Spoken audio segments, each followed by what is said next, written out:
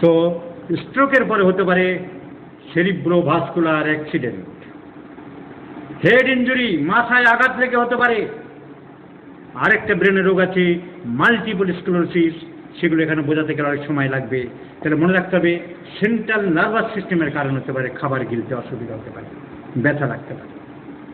So স্ট্রোকের পরে হতে পারে, মাথায় আঘাত লেগে হতে পারে, টনসিলাইটিস থেকে হতে পারে, অ্যাকিউট থাইরয়েডাইটিস থেকে হতে পারে, ক্যান্সার অফ দ্য ইসোফেগাস হতে পারে, অ্যাকালেশিয়া কার্ডিয়া হতে পারে। ম্যানেজমেন্ট কি করতে হবে ট্রিটমেন্ট ছাড়া? পিউরিক ফুডস টু বি গিভেন। গলানো ভাত, ডাল, তরকারি এরকম দিতে হবে। শক্ত খাবার খেলে ব্যথা লাগছে, মাছ, তরকারি, মাংস সব গলিয়ে নরম করে দিতে হবে। এবং ইমিডিয়েটলি জিআই এন্ডোস্কোপি করতে হবে। টনসিলের কোনো দোষ আছে কিনা তুমি দেখার চেষ্টা করবে, সেটা উপর থেকে দেখা যাবে। কিন্তু ক্যান্সার ইসোফেগাস বা অ্যাকালেশিয়া কার্ডিয়া উপর থেকে বোঝা যাবে না। That requires GI endoscopy. এগুলো জানতে হবে।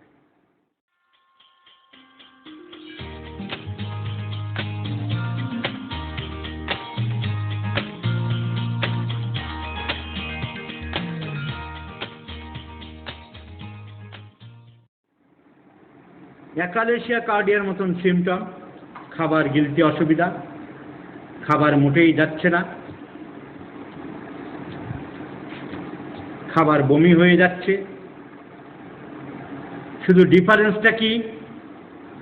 র্যাপিড ইমাসিয়েশন, অতি দ্রুত চেহারা খারাপ হয়ে যাচ্ছে, ওজন কমে যাচ্ছে। So cancer of the oesophagus, there is a growth of tumor inside the esophagus। দিন দিন চেহারা খারাপ হয়ে যাচ্ছে, খাবার খেতে পাচ্ছে না, খিদে আছে অথচ খাবার খেতে পাচ্ছে না। পৃথিবীতে যত কষ্টকর রোগ আছে তার মধ্যে একটা অত্যন্ত কষ্টকর রোগ হলো ক্যান্সার ইসোফেগাস। ক্যান্সার ইসোফেগাস খুব কষ্টকর রোগ। কেন? খিদে আছে, খাবার আছে, কিন্তু খেতে পাচ্ছে না। অসুস্থ শরীর, খেতে পাচ্ছে না। বাড়ির লোক, সে যেটা খেতে ভালোবাসত, মাটন খেতে ভালোবাসত, ফলের মধ্যে আপেল খেতে ভালোবাসত, সেইগুলোই তাকে এনে দিচ্ছে। বাড়ির মানুষ, প্রিয় মানুষ, তারা চাইছে মনের মানুষটি অসুস্থ, প্রিয় মানুষটি অসুস্থ। তুমি তো মাটন খেতে ভালোবাসতে বাবা, তোমার জন্য মাটন এনেছি, তুমি 2 পিস খাও। যাচ্ছে না বাবা, যাচ্ছে না। সো এর থেকে কষ্ট রোগীরও কষ্ট, রোগীর বাড়ির লোকেরও কষ্ট।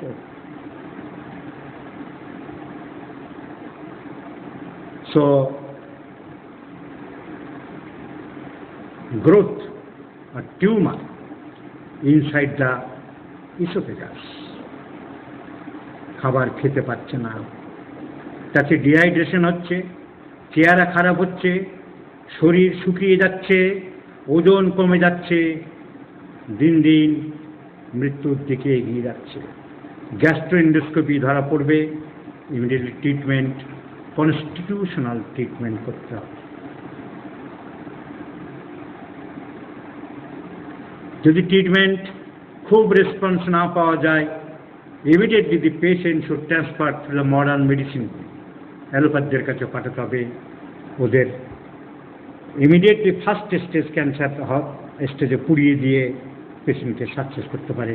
শুধু অর্গানও নেই লিখেছে, দীর্ঘাঙ্গী সাহেব এই লিখেছে, অমুক ডাক্তার এই লিখেছে, যেটা আমি কদিন আগে পোস্ট করেছিলাম, ওই কেতাবি কথা, ওই ফিলোসফির কথা, ওই দর্শনের কথা, তার উপরে ভিত্তি করে এই রোগীটাকে ক্যান্সারের 2য় স্টেজে 3য় স্টেজে নিয়ে মারার অধিকার কারণ নেই।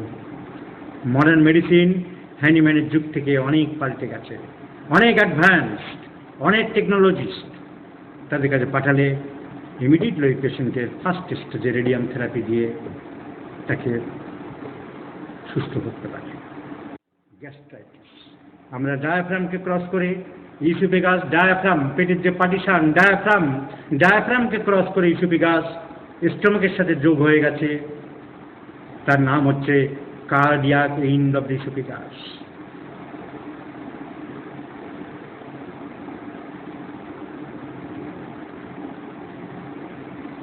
তো স্টোমাক আরম্ভ হলো। স্টোমাকের অনেক রকম রোগ হয়। প্রথম রোগ হলো সিম্পল রোগ, স্টোমাক ফুলে গেছে খাবার দাবারের গন্ডগোলে, অনিয়মিত খাবারে, বিয়ে বাড়ি খেয়ে এসে, হোটেল ডাইট খেয়ে, অ্যালকোহল খেয়ে, আজেবাজে অখাদ্য কুখাদ্য দুষ্প্রাচ্য খাদ্য খেয়ে, তৈলাক্ত খুব মাংস খেয়ে, প্রচুর পরিমাণে মদ্যপান করে পাকস্থলী ফুলে গেছে। Simple inflammation, that is called gastritis. তো প্রথমেই তখন হঠাৎ হচ্ছে অল্প দিনের, that is called acute gastritis. So what is acute gastritis? Inflammation of the stomach with temporary disorder of its function is known as acute gastritis.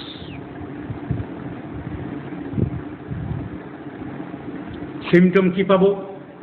Mild, হালকা, or dull, or sometimes burning pain, অল্প অল্প জ্বালা করছে বা একটু অস্বস্তি হচ্ছে, ব্যথা in the upper left part of the abdomen. পেটের ঠিক বাম দিকে উপরের দিকে একটা বার্নিং বা ডাল পেন, এই পেনটাকে প্র্যাকটিস অফ মেডিসিনের ভাষায় বলা হয় গ্যাস্ট্রোডাইনিয়া। একে বলা হয় গ্যাস্ট্রোডাইনিয়া। এই ন্যাগিং ডিসকমফোর্ট, একটা ঘ্যান ঘ্যানে, বাড়িতে ন্যাগিং মানে ঘ্যান ঘ্যান। অনেক বাড়ির বউ আছে না, ওয়াইফরা ঘ্যান ঘ্যান করে বাড়িতে ঢোকা মাত্রই, এই হয়েছে, তোমার মা এই করেছে, তোমার বাবা এই করেছে, ছেলেটা এই করেছে, যেন পাশের লোকটা এই করেছে, বিশ্রাম বলতে পায় না লোকটা অফিস থেকে এসে। Nagging character, nagging women. So nagging মানে ঘ্যান ঘ্যানে, এটা সবসময় এটা বিরক্তজনক। ব্যথা চলছে পেটের উপরের দিকে বাম দিকে। Definitely the subject is suffering from acute gastritis. কারণ আগেই বললাম, টেকিং হাইলি স্পাইস ফুড, খুব মশলা দেওয়া খাবার খেয়েছে, ব্যাড অর ডিকেড ফুড, খারাপ বা পচা মাছ মাংস ডিম এসব খেয়েছে, ইনডাইজেস্টিবল ফুড, যা সহজে হজম হয় না এরকম আজে বাজে জিনিস খেয়েছে, খুব অয়েলি ফুডস, তেল জাতীয় জিনিস খেয়েছে, খুব তৈলাক্ত মাংস খেয়েছে, শুকরের মাংস খেয়েছে, এইসব খেয়ে হতে পারে। ঘি খেয়েছে। হিন্দুদের সংস্কার আছে, কেউ আত্মীয় স্বজন মারা গেলে 14 দিন ধরে খালি ঘি আর আলু খাবে, তারপরে হতে পারে। বহু ক্ষেত্রে হয় সেটা সবসময় খায়নি ঘি আর আলু, হঠাৎ করে একটানা ফ্যাট যদি খায়। সো ম্যানেজমেন্ট কি? ম্যানেজমেন্ট আমরা অনেক সময় ভুলে যাই। আমরা জুনিয়র প্র্যাকটিশনার অনেক সময় ম্যানেজমেন্টের তোমরা কথা বলো না। একটা সিম্পল উদাহরণ, হাতে যদি এখানে লাগে, অর্থোপেডিক সার্জনের কাছে গেলে কি করে? এখানে ভেঙে গেছে বা ক্র্যাক হয়েছে, তোমাকে হাতটা গলায় ঝুলিয়ে দেয়। আগে এমনি ঝুলিয়ে দিত, এখন সব ডেকোরেটিভ ব্যাগ বেরিয়ে গেছে, ব্যাগ দিয়ে ঝুলিয়ে দেয়। কেন? For resting of the hand, হাতের রেস্ট দেওয়া হয়। মাথা ব্যথা যন্ত্রণা করলে কি বলা হয়? ও তুমি একটুখানি রেস্ট নাও তো বাপু, তুমি লাইটটা বন্ধ করে একটু ঘুমাও, তোমার নার্ভাস সিস্টেমের একটু রেস্ট দাও। আর ঠিক আছে, এরকম বিপদ হয়ে গেছে, ও ঠিক হয়ে যাবে, তুমি একটুখানি বিশ্রাম করো, বাইরে থেকে এসছো আপাতত একটু বিশ্রাম করো, রেস্ট নাও। তা সব কিছুতেই রেস্ট বুঝি, শুধু পেটের বেলায় রেস্ট বুঝি না। পেটের বেলায় রেস্ট বোঝে না মানুষ। পাতলা পায়খানা হয়েছে, আমাশা হয়েছে, তার মধ্যে আবার চালিয়ে যাচ্ছে খাওয়া। ডাক্তারবাবু, বাচ্চাটা 3 দিন ধরে পাতলা পায়খানা হচ্ছে, ওকে কি রাত্রেবেলা মাংস ভাত দেবো? মাংস ভাত দেবে কিনা জিজ্ঞাসা করছে। দিন, বেশি করে দিন। কত বড় মূর্খ! হাত ভেঙে গেলে ঝোলানোটা বোঝে, বাইরে থেকে ক্লান্তিভাবে এসে ফ্যানের নিচে একটু বিশ্রামে বোঝে, আর পেটের গন্ডগোল হলে পেটের রেস্ট বোঝে না বেশিরভাগ লোক। So rest of the stomach is the first and prime importance for acute gastritis. আর কি? তো কে রেস্ট স্টোমাকে কীভাবে দেবো? স্টোমাকে ধরিয়ে দেবো হাতের মতন? তাহলে কি রেস্ট? ফাস্টিং, বিশ্রাম, খালি পেট, no taking of food or small amount of food. খাবার দিও না। ডাক্তারবাবু বাচ্চাদের এখন রাত্রে কোনো খাবার দেন? সে কি সারা রাত জেগে তো না খেয়ে থাকবে ডাক্তারবাবু? রাত্রে কিছু খাবে না? রেস্ট বোঝে না। হ্যাঁ, দিতে পারেন অল্প, 2 মুঠো চিড়ে দিন, বা 1 মুঠো ভাত সামান্য দিন গলা গলা করে, বা একটু মুড়ি ভিজিয়ে দিন। যত কম খাবার দেওয়া যায়, স্টোমাকে রেস্ট দেওয়া যায়, তারপরে আস্তে আস্তে ইজি ডাইজেস্টেবল ফুড দেওয়া যায়, যাকে বলা হয় ব্লান্ট ডায়েট, সেই রকম দিতে হবে। নাও দিস অ্যাকিউট গ্যাস্ট্রাইটিস, ওই ভদ্রমহিলা আমার কথা শুনল না, সে বাচ্চাকে খাইয়েই গেল। ওই লোকটার হোটেলে খেয়ে হচ্ছিল, সে আমার কথা শুনছে না। কেন শুনছে না? কারণ ও মেসে থাকে, ও একটা বাড়িতে থাকে লজিং, সেখানে তেল মশলা প্রচুর খায়, ওর জন্য আলাদা করতে পারবে না। ও একটা মেসে থাকে, 3টে ছাত্র মেসে থাকে, কাজের মাসি এসে রান্না করে দিয়ে যায়, প্রচুর তেল মশলা দিয়ে যায়। তাহলে অনেকে ইচ্ছা করে যে করছে, অনেকে অনিচ্ছাই করতে বাধ্য হচ্ছে। and this is called the hindrance of the cure, obstacles to cure.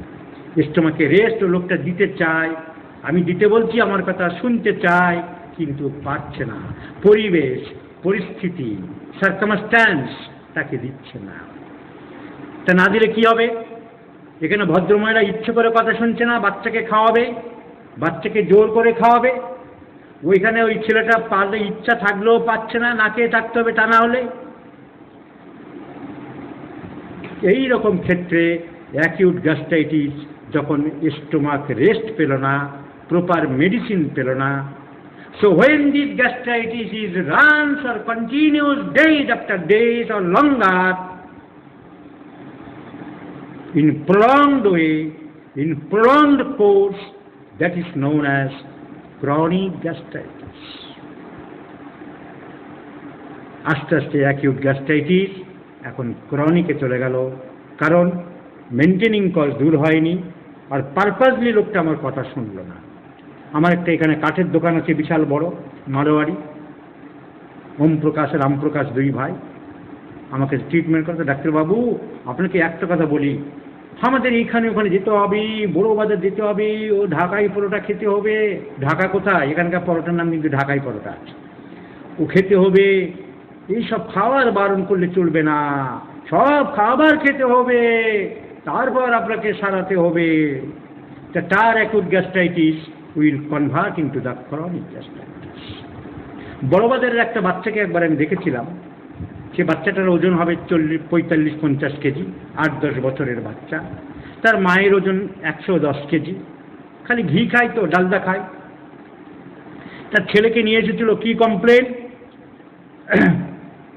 Doctor साहब मेरा बच्चा कुछ नहीं खाता है, उसका भूख टोटाली भूख नहीं है। ওষুধ দিচ্ছি, সবাই যা ভুল করে, বাচ্চাটা খিদে হচ্ছে না। প্রথম দিকে যখন খাঁটি হোমিওপ্যাথি শিখিনি, তখন অ্যালফালফা মাদার দিচ্ছি, এটা দিচ্ছি, ওটা দিচ্ছি। তারপরে কি বলুন, नहीं डॉक्टर कोई इम्प्रूव नहीं हुआ, मेरा बच्चा कुछ नहीं खाता है। লাস্টে 7 দিন 8 দিন পরে একবার জিজ্ঞাসা করা হলো, যে আচ্ছা আপনার বাচ্চাকে কি খাবার দেন বলুন তো। আপনি বলছেন ডাক্তারবাবু কুছ নেই খাতা है, সকালে 5টা অন্ডা দিই, 8টা পরোটা দিই, 4টে কেলা দিই, আর 1 বাটি দুধ দিই। তারপর 10টা বাজলে আর 2টো পেয়ারা দিই, 2টো সফেদ দিই, 2টো চিক্কু দিই। এইভাবে রাত পর্যন্ত যে গেল আমার 7 দিনের খাবার। তো এর গ্যাস্ট্রাইটিস কোনোদিন সারবে? And this is called hindrance of the cure. So তোমাদের চোখ কান খোলা রাখতে হবে, জিজ্ঞাসা করতে হবে। You must ask the patient, you must observe the symptoms, you must palpate the patient, you must enquire the patient, otherwise it is very difficult to cure. শুধু রোগের কথা শুনলেই হয় না, অনেক রকম ফেলা আছে। পাতে কি কাঁচা লবণ খান? না ডাক্তারবাবু। পাশ থেকে ওয়াইফ চেঞ্জ বলে, ডাক্তারবাবু কী বলেন, 2 চামচ করে লবণ না হলে ওনার চলেই না, এই নিয়ে রোজ ঝগড়া।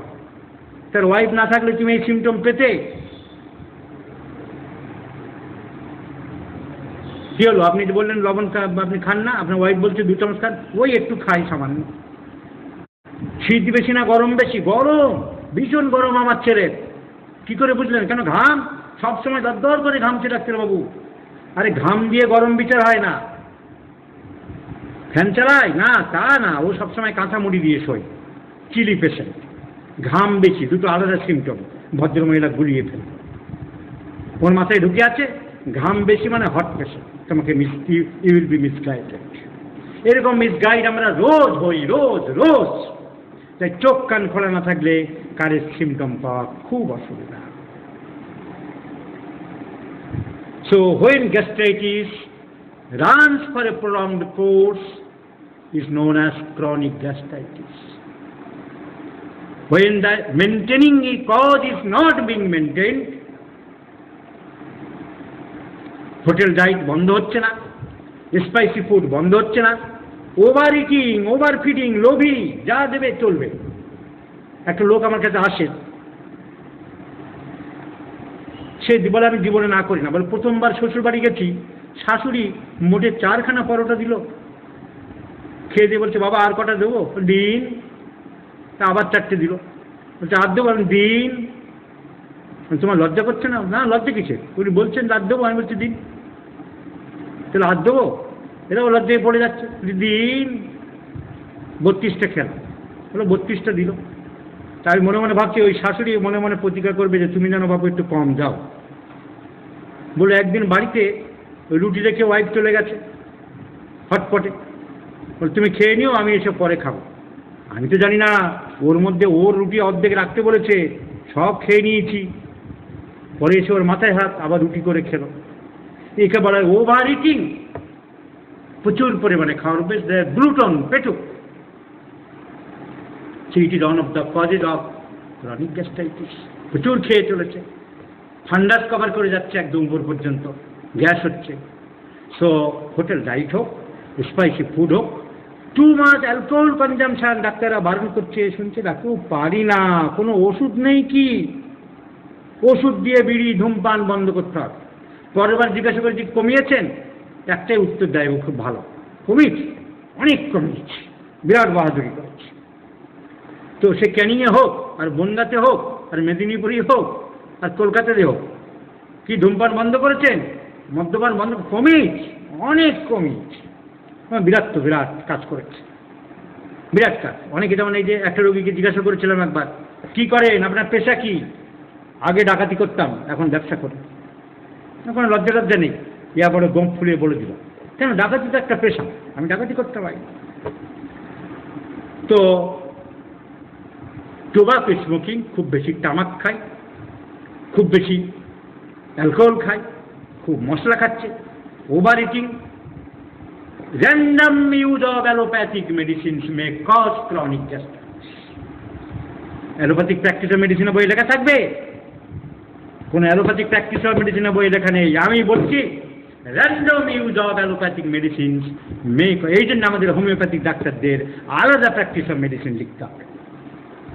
Random use of allopathic, specially pain killers may cause, তাকে বলা হয় অ্যালোপ্যাথিক যে পেন কিলার্স, এগুলো কিন্তু ক্রনিক গ্যাস্ট্রাইটিস করে।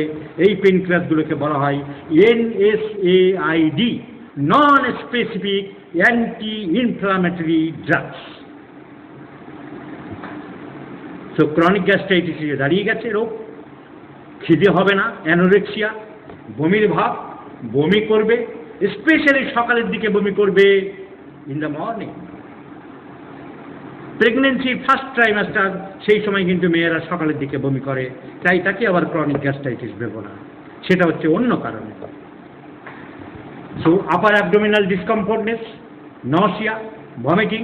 আগে খিদে অ্যাকুট গ্যাস্ট্রাইটিসে অল্প স্বল্প ছিল, এখন খিদে কমে গেছে, anorexia, and sometimes occasional bleeding per mouth, মুখ দিয়ে মাঝে মাঝে ব্লাড বেরোতে পারে, which is coming from the stomach. স্টোমাকের সুপারফিশিয়াল ভেসেলস ছিঁড়ে যেতে পারে, ক্ষত বিক্ষত হতে পারে, তার থেকে কমপ্লিকেশন, এর থেকে গ্যাস্ট্রিক আলসার হতে পারে। It takes long time to cure these chronic gastritis.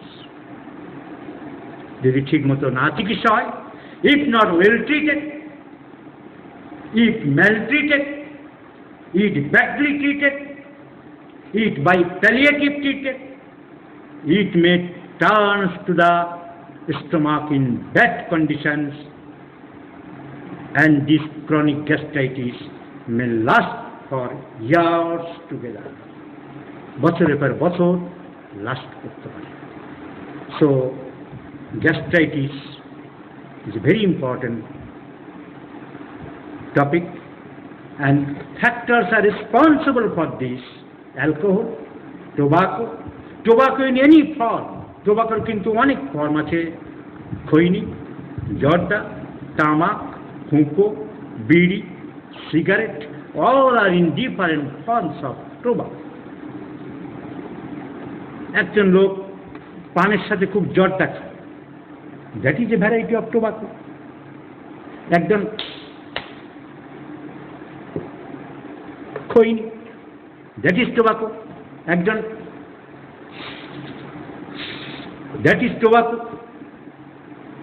So tobacco in different forms. So this is called chronic gastritis. Treatment: symptomatic. There is no fixed medicine. Fixed medicine কিছু চলবে না. You treat the patient, not the disease. বারবার যা শেখাচ্ছি তাই দেখাবো। রাজারমন বিশ্বাসের বই। আমাদের এক বন্ধু বলেছিল, রাজারমন বিশ্বাসের মতন ডাক্তার, ক্লাস 1 ডাক্তার, 1 নম্বর ডাক্তার, দেখো গ্যাস্ট্রাইটিসের ওষুধ কি বলেছে। আমার 30 বছরের অভিজ্ঞতা। পাতাশয় প্রদাহ, গ্যাস্ট্রাইটিস। ঠান্ডা লেগে ওই প্রদাহ হলে সর্বাগ্রে অ্যাকোনাইট দেবেন। ঠান্ডা লেগে কারোর গ্যাস্ট্রাইটিস হয় না। ইয়ার কয়েক মাত্রা ব্যবহারে রোগ না কমলে আর্সেনিক 6 বা 12 দেবেন, অতি শ্রেষ্ঠ ঔষধ হবে। জিওবাতে হলদে দাঁত থাকলে ক্যালিবাইকর্মিকাম 3x খুব ভালো। পরিপাক গ্রন্থি নষ্ট হয়ে গেলে ফসফরাস 3-4 ঘন্টান্তর শেষ। এই 4টে ওষুধ আমার 30 বছরের অভিজ্ঞতায় রাজারমন বিশ্বাস গ্যাস্ট্রাইটিসের চিকিৎসা করলো, এবং এই বই এই ডাক্তার খুব ভালো বলে তর্কাতর্কি করে আমাদের বন্ধুরা সার্টিফিকেট দিল যে ক্লাস 1 ডাক্তার। তার অ্যাপ্লাইড ম্যাথমেটিকা বা থেরাপিউটিক্সে বইয়ে গ্যাস্ট্রাইটিসের ওষুধ দিল। ঠান্ডা লেগে হলে অ্যাকোনাইট, না কমলে আর্সেনিক 12, হলুদ দাগ থাকলে ক্যালিবাই। এবারে আমি ডাক্তার রবীন্দ্র ওষুধ শেখাবে পেশেন্টকে চিকিৎসা করার জন্য। হোটেল ডায়েট খেয়েছে, মেসে থাকে, প্রচুর মশলা দেওয়া খাবার খায়, পায়খানা পরিষ্কার হয় না, বারবার পায়খানার বেগ পায়, কিন্তু পায়খানা গেলে আর হয় না। যার রাগ বেশি, যে সেন্সিটিভ, যার শীত বেশি, যার মেজাজ তিরিক্ষে, চিলিনেস, সেন্সিটিভনেস, ইনএফেক্চুয়াল আর্জিং ফর স্টুল, যার টাঙের যে সামনের দিকটা কোটিং, পিছন দিকটা, সামনের দিকটা ক্লিন, পিছন দিকটা coating, anterior part of the tongue is clean, posterior part coated, irritable temperament, anger, এইরকমভাবে হিস্ট্রি আছে, মশলা দেওয়া খাবার খায়, মদ্যপান করে, এটা ওটা করে, তার ক্ষেত্রে হলে নাক্স ভূমিকা ভাবব। যার গোল বলের মতন একটা পিকিউলার আনকমন সিমটম, গোল সিদ্ধ ডিমের মতন বসে আছে, cardiac end of the stomach, বৃদ্ধ বয়সে পায়খানার গন্ডগোল, হজম ঠিক মতো হয় না, কিন্তু একটা মেন সিমটম, একটা অর্ধসিদ্ধ ডিম যেন বসে আছে। দি মেডিসিন মেবি এবিস নাইগ্রা।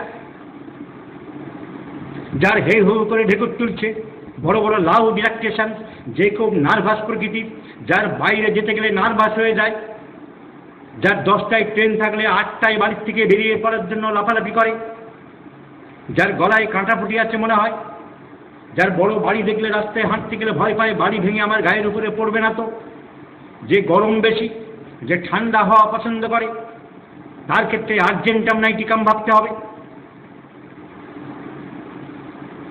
যার পিপাসা কম, রাগ কম, খোলামেলা হওয়া পছন্দ করে, অনেক দিন ধরে বাবা মারা গিয়েছিল, 12 দিন ধরে ঘি খেয়েছে, জিভ কোটিং ড্রাই, তার ক্ষেত্রে পালসিটেলা প্রেসক্রিপশন করতে হবে। যে খুব ঠান্ডা জল খেতে চাইছে, কনস্ট্যান্ট ঠান্ডা জল খেতে চাইছে, খুব ঠান্ডা জলের পিপাসা, লম্বা চওড়া দেখতে, মিষ্টি মোটেই পছন্দ করছে না, অন্ধকারের ভয়, বজ্রপাতের ভয়, বুদ্ধি খুব ভালো, ইন্টেলিজেন্ট, কনস্টিপেশন, তাকে ফসফরাস দিতে হবে। যার সকালের দিকে বমি বমি ভাব হয়, তার মন মেজাজ খুব খারাপ, indifference in every spheres of life, কিছুই ভালো লাগে না, ঘর ভালো লাগে না, স্বামী ভালো লাগে না, সংসার ভালো লাগে না, বাচ্চা ভালো লাগে না, অকুপেশন ভালো লাগে না, জীবিকার প্রতি বীতশ্রদ্ধ, শীত বেশি, মুখে কালো কালো দাগ পড়ছে, পেটের গন্ডগোল লেগে আছে, পেটটা খালি খালি ভাব, তাকে সিপিয়া দিতে হবে। যার বাঁধাকপি খেলেই পেটের গন্ডগোল করে, ডায়রিয়া হয়, গাড়ি ঘোড়া চললে বমির ভাব হয়, তাকে পেট্রোলিয়াম দিতে হবে। যার বিকেল 4টের দিকে, 5টার দিকে, 6টার দিকে, বিকেলের দিকে বাড়ে, মিষ্টি খেতে পছন্দ করে, গরম খাবার খেতে চায়, পেটের ডান দিকটাই বেশি অসুবিধা, একগুঁয়ে রোগ, জেদি মনোভাব, তাকে লাইকোপোডিয়াম দিতে হবে।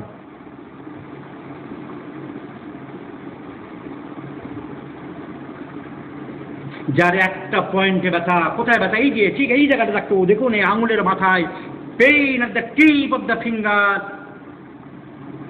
পায়খানা কিরকম হচ্ছে, আঠার মতন ঝুলে ঝুলে পড়ছে, সর্দি টর্দি নাক দিয়ে পড়ে, সেও ঝুলে ঝুলে পড়ছে, তাকে ক্যালিবাইকর্মিকাম দিতে হবে। So there are different medicines in different patients when the symptoms will agree, when the symptoms will be similar, when the symptoms totality match with the patients. 4টে সিমটম দিয়ে বই লিখলাম, আর সেই বই পড়ে সে অনেকের কাছে পূজনীয় বড় ডাক্তার হয়ে গেল, তা হবে না, তাতে হোমিওপ্যাথি হয় না। And in this way homeopathy has been ruined in the Western countries. Kane, Dunham, Farrington, Nash, Allen are the pioneers of homeopathy, and these fellows, these Vishwas, these and that, the destructors of homeopathy. To save the homeopathy, to improve the homeopathy, to enhance the homeopathy, give only one formula, only one criteria, only one logic, treat the patient, not the disease, with symptom similarity, by thorough case taking, with constitutional anti-miasmatic treatment. And I do believe in this age of therapeutic nihilism, when so many bastards are being fostering as homeopaths, his survival will come only through the constitutional treatment and constitutional treatment. Good night, my friends. দেখা হবে।